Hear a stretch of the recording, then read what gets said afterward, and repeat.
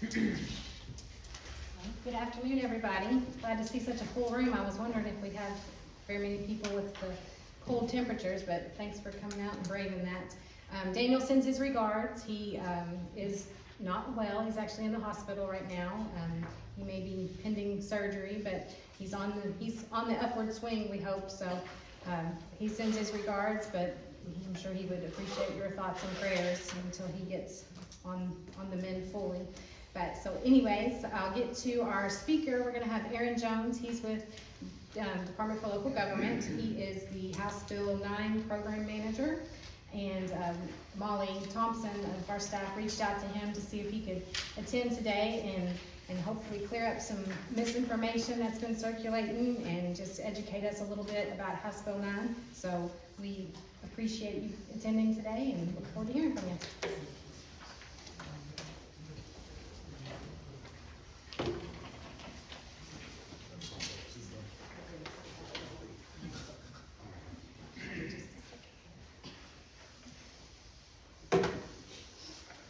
Good afternoon, and thank you for that introduction.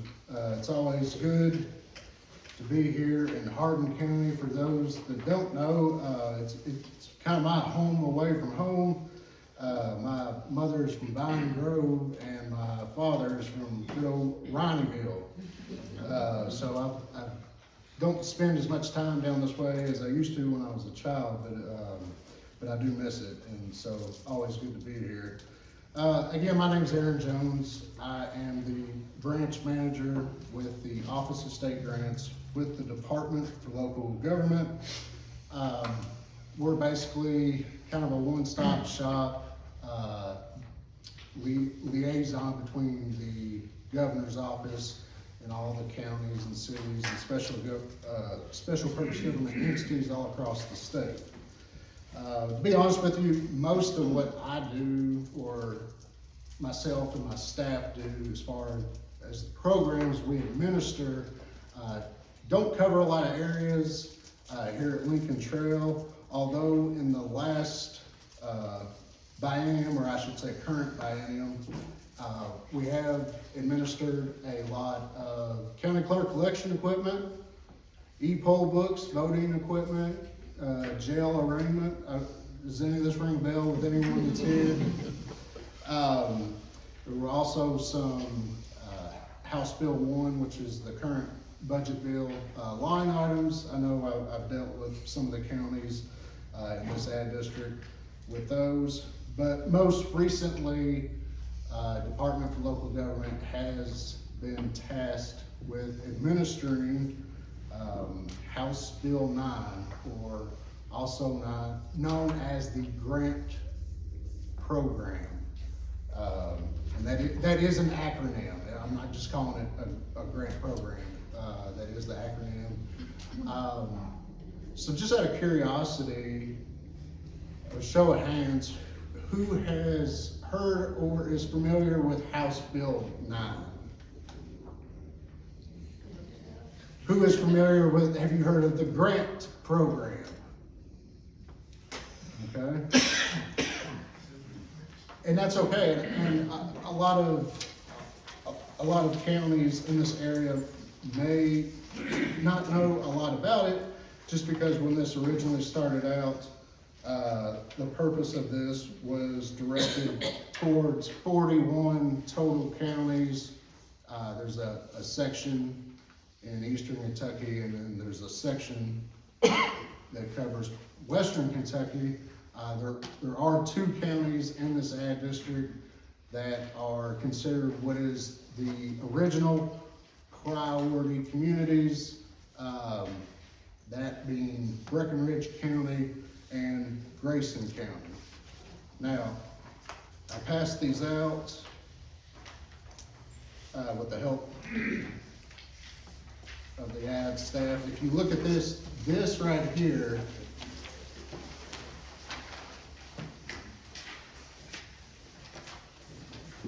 this is the map of the original 41 priority communities.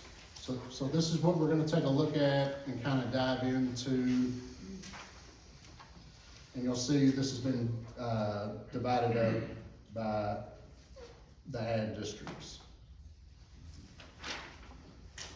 Now this other one, just hold tight, we'll get to this. And then for purposes, if you're wondering where this map came from, I have it in a list form, and you'll see that it's called Appendix B, Counties Within Priority Communities. And it's got a front and back. On the front, you'll see Eastern Kentucky, non-metropolitan area. On the back, you'll see under number 6, West Kentucky, non-metropolitan area. There's actually a total of 25 of these priority communities, but there was no need to print the other ones off. They're scattered all across the country. So, let's start with what's House Bill 9. Furthermore, what even stirred up House Bill 9? So, as you can see on this picture here with the governor, Representative Heath, there are also some outside lobbying groups that worked really hard on this. Commissioner King's there. So this was the signing of the bill. So what brought all this about? Well, let's start with the IWG. Raise the hands. Who's heard of the IWG? Okay. And that's all right. Because, basically this will be a question, so that's why I wanted to cover this before we get into eligibility of House Bill 9. For short, they call it the Interagency Working Group, obviously IWG, but it has a really long name, Interagency Working Group on Coal and Power Plant Communities and Economic Revitalization. Obviously, it's a lot easier to say IWG. So how did this come about? This was established by presidential executive order in 2021, and the overall goal of this was to identify these 25 priority energy communities all across the country. And you may ask, I'm not an expert in, I know just enough to be dangerous as far as the IWG. And basically, there was some sort of method to their madness that is way above my pay grade of how they analyze stats, statistics, coal producing areas that are no longer coal producing areas, also coal powered plants that have shut down. And they have a formula, and unemployment obviously has a lot to do with it, and just job loss over the last decade. So they were trying to identify certain areas in the country that have been impacted the most by this. And that is how they came up with the 25 priority energy communities that are scattered across the country. Now, I could spend a whole presentation going into that. I'm not going to do that. I don't want to bore you all to tears. As we go through some of these slides, it has information with different web links you can go to if you want to dive in deeper to this. But anyways, so Kentucky, as you can see, has 2 of the 25 priority energy communities. Now that word is important, priority energy communities, because we're going to get into just energy communities. The 2 terms cannot be used interchangeably. You have priority energy communities and then energy communities. But Eastern Kentucky, so they were number 2 on the list of 25, a portion of counties, and then West Kentucky was number 6, a portion of those counties in Western Kentucky. Now, what was the purpose of all this? Well, the purpose is when the Biden administration put this together, this entity together, the IWG, basically the end game here was to pass a lot of federal legislation that provided funds and opportunities, not just to the 25 priority communities, but all across the country. But the IWG specifically identifies these 25 areas that basically need the most help, according to the data. But, so you had like the bipartisan infrastructure bill, Inflation Reduction Act, there's more, but I won't go through them all. So basically they were saying, we have all these federal funds available to counties and cities and states. How do we help them access this funding? And how do we promote this and allow them to understand that these opportunities are out there? Obviously, that's where the ads, if we want to break it down on a state level here in Kentucky, that's where you all step in. Now, I'm not gonna go through all these. These are the original 12 federal entities that sponsored the IWG. But I wanna be clear, when we get into House Bill 9, you're not handcuffed to just these 12 federal agencies. This is just the 12 federal agencies that were the main sponsors of the IWG out of Washington, D.C. Okay, I don't want to spend a whole lot of time on this, but if I am going to show you the web address that you can go to. This is the home page. This is what it looks like. And also, I will say this, I didn't bring printouts for everyone, but I know Molly has this PowerPoint presentation, and she has offered to send this out to everyone if you're interested in diving into this a little deeper.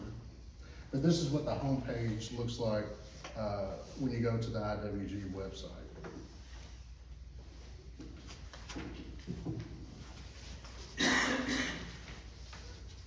Again, I don't want to spend time on this. This is the different type of funding and grant opportunities that are out there through the IWG. Kind of want to move on to this because this is specifically why I was invited here to talk about this. So now we talked about the IWG. That's kind of the federal government portion of this. But now we're gonna move down to state, local levels, House Bill 9, grant program. And there is some confusion out here as far as what counties are eligible to apply for this funding and what counties are not. Also, as we get through this part, I will get into House Bill 9, some specifics a little bit. Again, I don't want to bore y'all to sleep, but we can get into the bill. If y'all have any questions, we'll go over that. So right now, as you can see, the map that I showed you all, the blue area is what the IWG has identified as priority communities. And again, here's the list. And again, it breaks it down by area development district. So as of right now, House Bill 9 was created in this past legislative session, regular session 2023. And the purpose of House Bill 9 was, let's put a program together that allows communities or eligible entities that want to apply for these funds to help secure the opportunities that is being offered by the federal government right now in forms of federal grants. So as most of you all know, dealing with whether it's your county, your city, when you all go to apply for a federal grant, what's the one hurdle that's the hardest to get over? Match. The match, exactly. And I think this is something that pretty much all local government entities have dealt with for years and years and years. you might have a great idea, a great project, a very, a great federal grant opportunity, but then you find out, well, there's a 70-30 match, 60-40 match, 80-20, and then you think, well, we just don't have that money, and then you just forget about it, So the purpose of House Bill 9 is to help local communities get over that obstacle. Now, the only catch is that as of right now, in its original language, it is designed to assist the 41 priority communities that are shown here on the map. And obviously everything in white is what we would consider your non-priority communities. So, what stirred up all this excitement? And some of y'all might be here thinking, well, I was told my county qualifies. So long story short, I was in Florida on vacation, fall break with my family. I knew there was a meeting. They were calling it a town hall, virtual town hall, which with CAECO, Chairman Petrie, Rebecca Hartsoe was there with Babbage co-founder. On behalf of DLG was my executive director, Billy Johnson. Wasn't really sure what they were going to talk about, but anyways, that Friday, it was like the day before I was about to come home. I started getting text messages of this map right here. So I look at the map and I think, wow, that's you go from 41 counties to 106. And my initial reaction was I just assumed that this was a proposal of where the Kentucky General Assembly was possibly wanting to go with the House Bill 9 program. An expansion. I know we keep hearing that word, the expansion.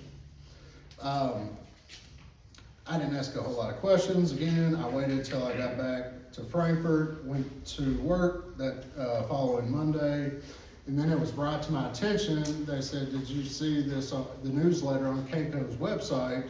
And I think CAECO also, they posted the actual virtual town hall, and it's still up there, you can watch that. But then I realized that they were telling everyone that this map was now the new map, like it was current. It was the law. That was just simply not factual. And we did our best quickly to kind of play a little damage control, because we actually had a workshop in Moorhead. That was the East Kentucky workshop with the IWG and House Bill 9 grant program. So we addressed this the week before the Moorhead workshop. We kind of thought we had cleared all this up, but as you all know, sometimes things just kind of take off and there's not much you can do about it. So this map has kind of been circulating all around the state.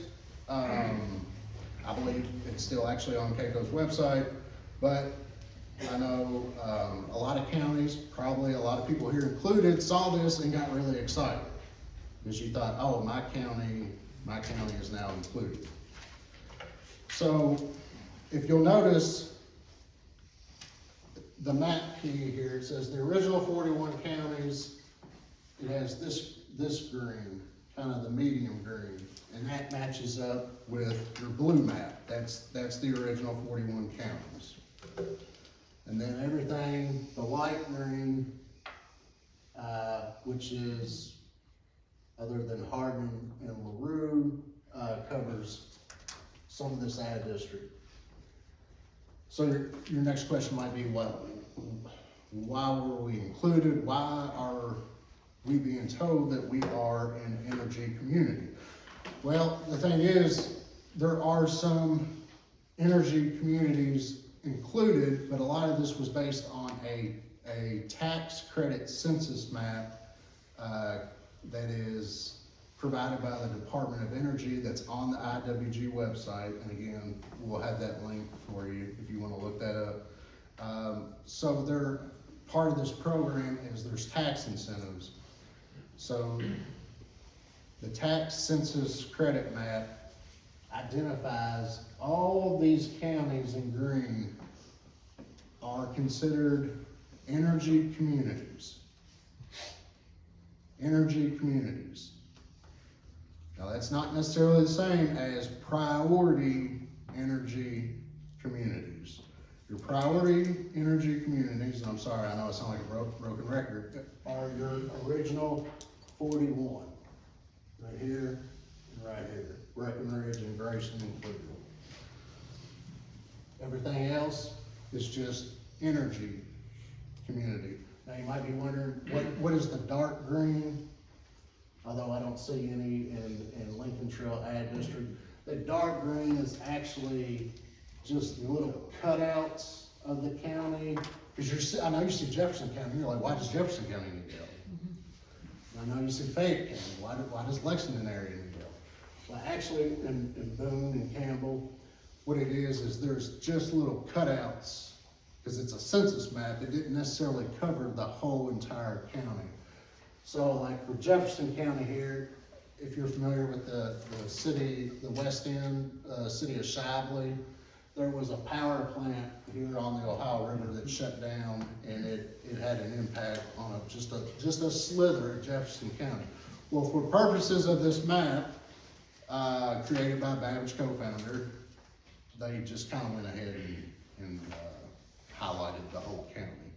So the dark green is not necessarily part of the census map, doesn't really cover the whole county, it's just a portion of it.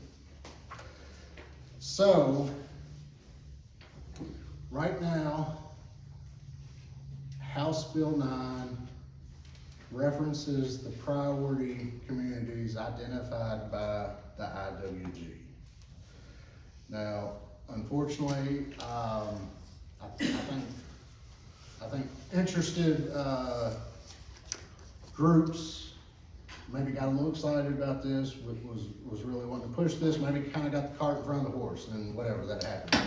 We're human, we're not perfect at our messaging all the time, but that right there is where the confusion started, and that's kind of where it blossomed.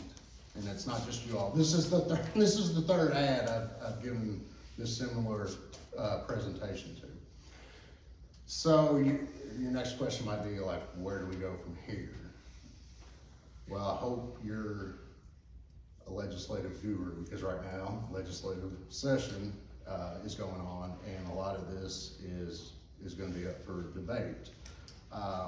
Some have promised, almost even guaranteed, that this map will be the new map after session is completed. Now, as far as Department for Local Government goes, we have to do our due diligence. We're not going to tell anyone to go by a guarantee headed into session. It may happen, it may not. But as of now, your original 41 counties, priority communities or counties, are the ones who are eligible. And there has been an interest by members of the General Assembly to expand it to the 106, which would add more counties or make them eligible out of your ad district. So at this point, it's just kind of a waiting game. We'll have to wait and see how this shakes out. Again, Department for Local Government, we're just going to administer the program. Whether it stays the original 41, we'll roll with it. If they add these other counties and there's 106, if someone decides, let's just give it all 120, we're not going to get into that debate. We're just here to administer the program, and we'll support whatever legislation is passed, and we'll do our best to make that happen. Yes, sir. I'm just curious, is there a set amount of money that is allotted for the two communities that are in Kentucky? And of course, they're usually communities kind of loose in regions, but for example, is $40 million set aside by the feds for Kentucky's use, or is it a giant pot that each applies for from the federal. So, and you're referencing from the federal program? Yes. So, and that's actually a good question, because I did want to bring this up. There are specific federal grants, where the priority communities, or counties, I'll just say counties, they do have an advantage, and they are specifically only for those counties. Now, with that being said, if you go to the IWG website, they have a clearinghouse on there, and it shows all the grant opportunities from all the different federal agencies that are available right now. And the majority of them are open to everyone, all counties, not just priority communities. Now, there are some specific to priority communities. So, don't get me wrong, I would encourage everyone here, as far as your city, county, you know, your community, if you have a project need in mind, go to the IWG website and search around on there and see what grant opportunities are available. And you might find one. You might find one that's a perfect fit. The only problem is, if it requires a match, if you don't have that and you don't fall within the eligibility of House Bill 9 or how it stands now, that could be a problem moving forward. But My curiosity as to how the funding was allocated was due to, oftentimes here in Kentucky, especially in the legislature, we get into issues where east versus west, east and west versus central, et cetera. And the funding is based as a statewide allotment, then by allowing those outside of the original 41 counties, it actually could diminish those dollars available to the original 41. that is accurate. That's an accurate statement? Yes, sir. Okay. I was just curious as to what kind of battle lines this will draw in the General Assembly. That's my curiosity. That's to be Okay. determined here over the next 3 months or so. Yes, sir. Aaron, I just have a quick question, of course, I'm from Breckenridge County. The initial amount, was it like 3 million or 5 million that the state had set aside to fund the state side of it, is that correct? So when House Bill 9 went into law in July, the General Assembly put in $2 million. And that $2 million was identified as administrative costs, specifically for Department for Local Government, to kind of create the program, create the application, scoring, all the stuff that you have to do, as far as putting a grant program together. Now, it was listed as $2 million. Obviously, Department for Local Government, we are not gonna use $2 million to do that.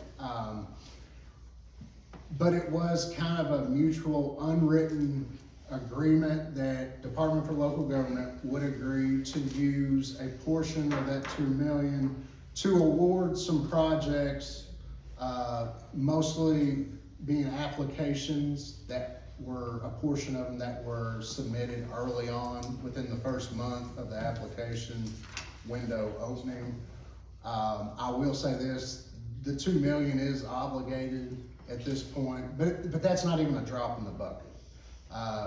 There are projects that have been selected for kind of like a pilot, just something to go by to award some of these projects that were sent in early, kind of show that this has some teeth. And it does have teeth, because I know the General Assembly is already debating this right now. So keep in mind, aside from that $2 million, there's no money in the program right now. Now, I say that jokingly because there's a very likely chance there's gonna be a good portion of money in it by the time session is over. And I don't even know, the legislators could put an emergency clause in whatever bill that the appropriation is passed in, and it could go into law immediately. I don't know that. And I guess where I'm going with that is we might not have to wait till July 1st to access the funding that they're gonna appropriate. Well, we could use ARPA funding that's federal dollar, we can actually use this House Bill 9 funding to match the ARPA funds that we have already? Well, so you would wanna use the House Bill 9, I see what you're saying, but I would kinda word it differently. The House Bill 9 funds would be used to match the ARPA funds. Right. Also keep in mind, just something, I've got to get in the habit of doing this. It's technically not House Bill 9 anymore. I guess they're calling it, it's the grant program, funding, that has been originated from House Bill 9 and regular session 23, but I know, just wanted to point that out, that you're probably gonna start hearing different language, so don't be confused by that. It'd be a hard habit to break.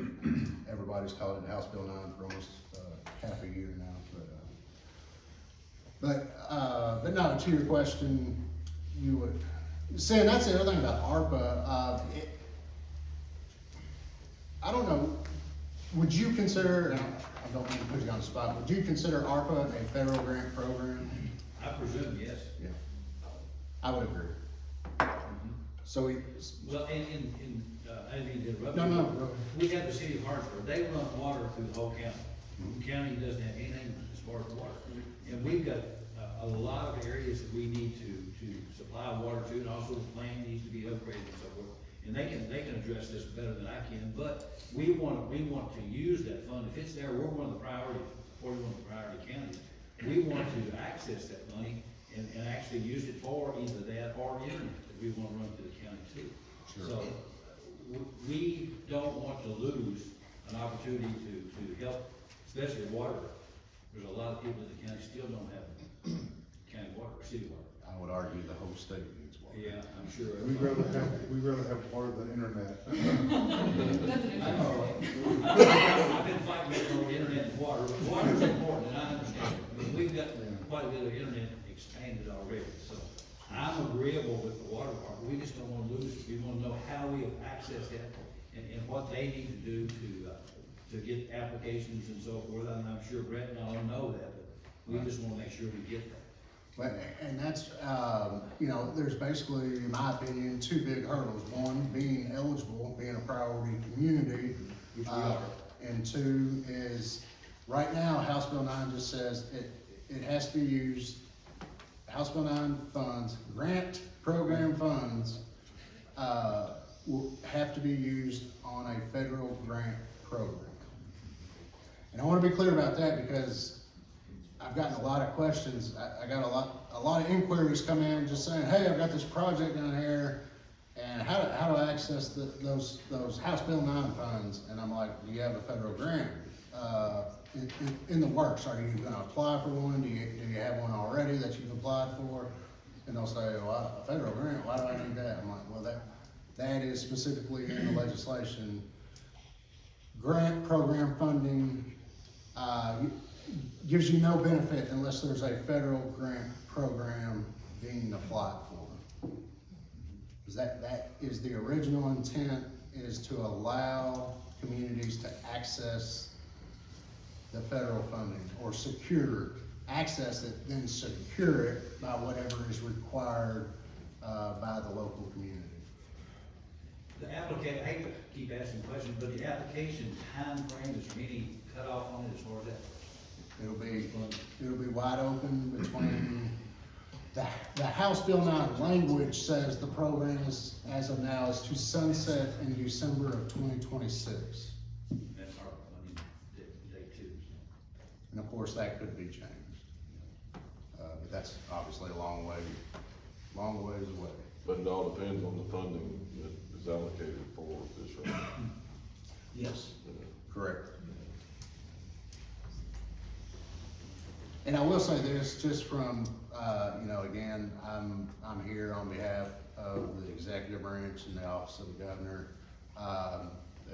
Just part of the business that we work in. I don't work at LRC, I can't speak for LRC, but from what I'm hearing, they're serious about putting significant money into this.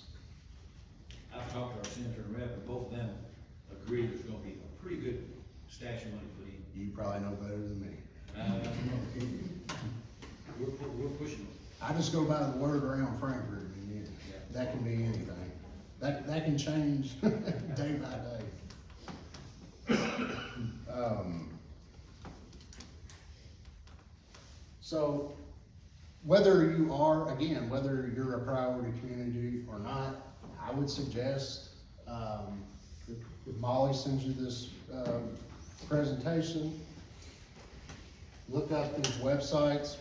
If you don't even remember that, all you have to do, go to Google, type in IWG Energy Communities, it'll pop right up the homepage. But there's a lot of good information on there. So, two things. And again, I'm repeating myself, but I just want to emphasize this. Even if you're not a priority community, right now, there's federal funding opportunities out there that I would suggest looking into.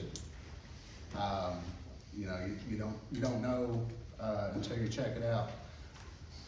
And just keep in mind that your community could possibly end up being eligible for the grant program. See, at this point, what it comes down to, when this started out, it was all based on what the IWG considered priority communities. Well, if the language is amended, and I will say this, I think there's parts of the program that the General Assembly will open the bill up. I don't know if there will be a lot of changes, there might just be a few things. But they have the power to maybe kind of get away from this whole IWG identifies specific priority communities, and really the state legislature, they can do what they want if they want to make this just a state thing as far as who is eligible and what counties can access this. I know you're thinking, don't do that, don't do that. And there, again, I don't want to speak for LRC, but there's two sides to this, and I'm sure there will be a good debate on how they want to move forward. So the funding piece for this is strictly funded by the state of Kentucky, 2 million that you're talking about. So it is not federal money flowing to the state that the state then administers out? Correct. For this particular program. And I'll be honest with you, this would not be happening if the state was not in a surplus. Or I'm not gonna say it wouldn't happen, but the amount of money that's the dollar figures that are being thrown around to put into this probably wouldn't come to fruition if we weren't in a surplus. Just to be candid. Basically, it's put in to help those that don't have the match, there's a lot of why it's here, right? Correct. Yeah. Correct. And if we're gonna be honest about it, the priority communities that have been identified don't have the money for the match. And honestly, I'd say 99% of the non-priority communities don't have the funds, that are required to secure federal funding. But right now, that's just the way the legislation stands. Whether you like it or not. And I'll say this, DLG, we wouldn't be doing our due diligence as the administering agency. Sometimes it's our job to give you news that you maybe don't want to hear. But if we only gave you good news, then we wouldn't be doing our job.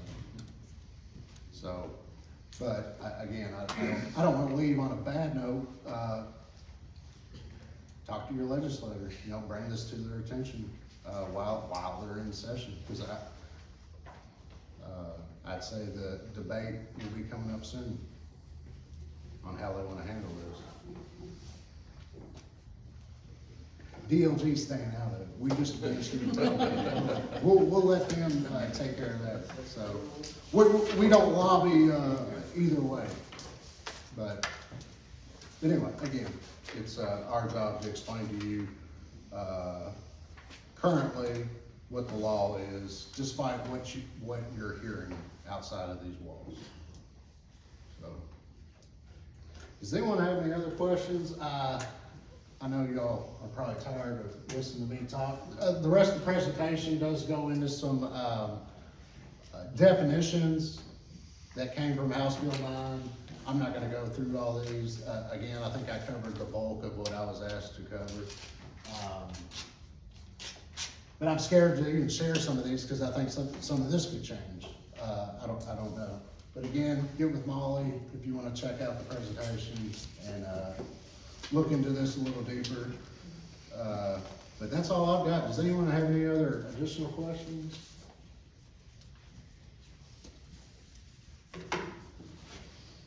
Oh, I'm sorry. Yes, ma'am. Could you share about how many applications you've already had for the matching funding, kind of how the process has been at this point? I must say approximately 90. Okay, so So it's been pretty well taken up by the community from the state? Yes, the application window opened up September. And so yes, from priority communities, sorry, I should have said that. Also, nonprofits are eligible applicants. And I will say this, I don't have my map, so any county, priority or non-priority, can apply for grant program funding. So I don't want to confuse you. You don't have to necessarily be a priority. So let's take Hardin County, for example. Let's say Hardin County, They don't need the money. well, let's say that, and this is just hypothetical, I don't think this is the situation, this is probably one of the best examples I can give. Let's say that they're on, Hardin County Fiscal Court has a federal grant opportunity to bring a recovery, drug alcohol recovery center.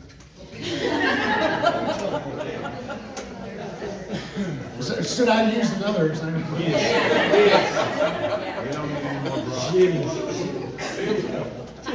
Let's say Meade County wants a drug or alcohol recovery center. But my point being is, and let's just say surrounding areas. So you have priority communities that are adjacent to a non-priority community, but a non-priority community has a lead into a federal grant that could benefit or serve the citizens of the neighboring priority community. So if Hardin County has a recovery center and Breckenridge and Grayson County does not, and their citizens are gonna come to Hardin County to use that and benefit from it, then Hardin County could possibly be awarded grant program funds for that project. That's a regional project. Give you some of his money. But something to keep in mind. I'm sorry, did I answer the question? What was the original? My question was how many people had applied already? Oh, that's good, I said 90. There you Did go. you say there was 90 some odd that already been approved? I got into Applications, non-profits. okay. That's what I it didn't is. hear the question. Yes, there's approximately 90 applications so far, just on eligible, priority communities, including nonprofits. How is the, final determination made on them? Is it similar to a CDBG application, or is it, scored and scored only? I'm just curious as to what the final determination, where it rests. So we do have a scoring rubric. We have not posted that on our website yet. We were required by House Bill 9 legislation to have a scoring rubric. And then we have a committee of, I believe, almost about 5 people that are looking over these and scoring them. But I will say this, I mean, mainly, if you dig into the House Bill 9 legislation and read what makes an eligible project, it's pretty wide open. And when I say wide open, it's nothing in the bill makes a particular project a priority over another project. Like, as long as it fits in the eligible scope of work, it has to be reviewed equally. Now, DLG does have the authority to promulgate our own guidelines on what, you know, we could go that route. We haven't done that yet, cause we're still waiting to kind of see what's gonna shake out in any amended language in this legislation. Yes. How many of those 90 have you been able to provide funding for? I believe we have a list of, out of that 2 million, and when I say 2 million, really, I'm talking 1.5 million, cause DLG did use a portion of that for our administration cost of the program, and salaries for staff that are working on this. So there's about 1.5 million, and I believe our pilot selection list that we are requesting approval on had like 7 or 8 projects right now. But again, and we kinda, we scored them, picked out good projects, but some of that, we wanted to make sure that different ads all got a project, a couple nonprofits. We were just trying to be as fair as we could early on. Again, that 2 million or that 1.5 million isn't even, not even a drop in the bucket of what's to come and the amount of applications that we received. So, I didn't answer your question. no, you did. I guess to piggyback on that one, when the legislature puts more funding into this program, are those other 80+ applications gonna be in line for that funding, or are you gonna require them to resubmit? No, those will be in line, Okay. yeah. And I think that is part of the purpose of why they're going ahead and sending them in. And those are all and I will say this, we're getting applications from non-priority communities. They're not being added to the list. Now they're being added to a non-priority list. Now, but we can't consider them until their community by law is eligible. But there are non-priority communities going ahead, just kinda hedging their bets, hoping this is gonna pan out and going ahead and getting them in line. And of course, I tell any non-priority community, if that's the direction you're going in, just be cognizant of the fact that you could put work into a grant application and it just not pan out. But some are willing to take that risk. Can these funds be coupled with other funds like KIA funds? Absolutely. Okay. Well, I know House Bill 1 that was just introduced, I think yesterday, appropriated significant dollars to KIA for drinking water, wastewater, all kinds of infrastructure improvements and that sort of thing. So I didn't know if those could be joined together. Yes, and now I know there are, with KIA, which is kind of our sister agency, and I know they have certain portions of money that are state dollars. Those can be included in a project for the grant program, but to be eligible for grant program funding, you have to have a federal grant program involved. Now I do know, because I've already got this question, the KIA did receive federal funds from a federal grant program that would qualify. So it's all about the identity of where the money comes. But to answer your original question, I mean, DLG, as far as all the grants we administer, we always say the more the merrier. You know, the more funding sources you have, the better that is always for the application.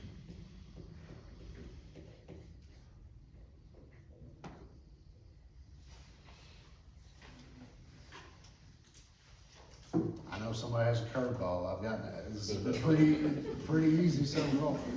Are y'all gonna present a seminar at the judges meeting here in Lexington at the end of the month on this?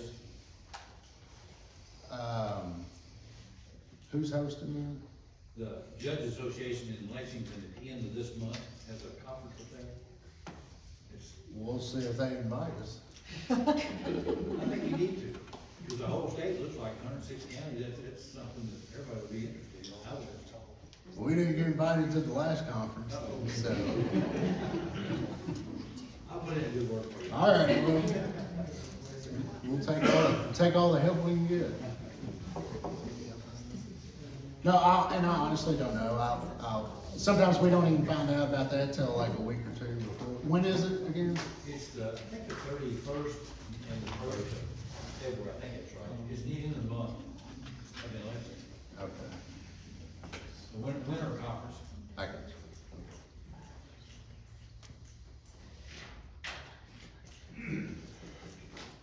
I'm thinking, because I know budget workshops are about to start up.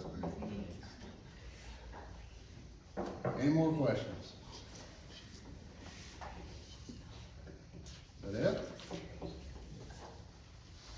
I have business cards, if anyone wants my information and you need to reach out to me. If you're like me, you'll think of a good question like 30 minutes from now, after it's too late. But, feel free to call me or reach me by email, all right? Thank you all.